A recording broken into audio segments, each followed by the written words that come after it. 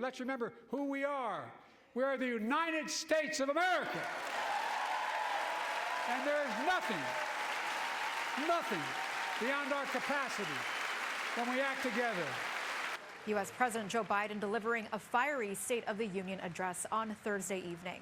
Biden took several shots at Donald Trump, but never mentioned him by name. Many viewed the speech as the unofficial kickoff to the presidential race that will almost certainly pit the two against each other once again. CNN's Julia Benbrook joins us live from outside of the White House. And Julia, what were the key takeaways from President Biden's speech, and what's next for both candidates as we enter a new phase of the campaign? Well, the stage is now set for a Trump-Biden rematch in November.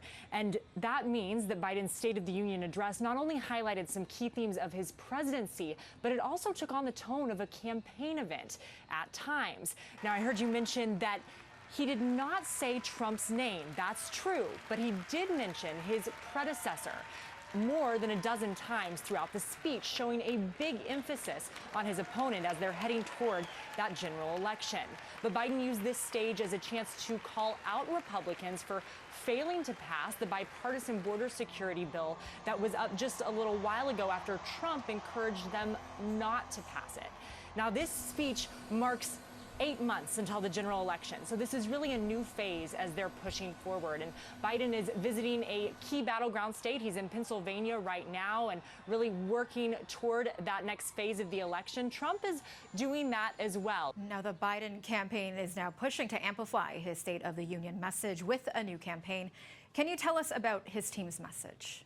That's right. They're really looking to take any momentum that they have from the State of the Union address and get it onto the campaign trail. And they're hoping that Biden and Vice President Kamala Harris can visit all of the important battleground states in the next couple of weeks. They're calling it the I'm on Board campaign. And as I mentioned, he's in Pennsylvania today. He's going to be in Georgia tomorrow. That one is going to be very interesting because Trump is expected to be there as well. Okay, and what kind of reaction has the president's speech been drawing?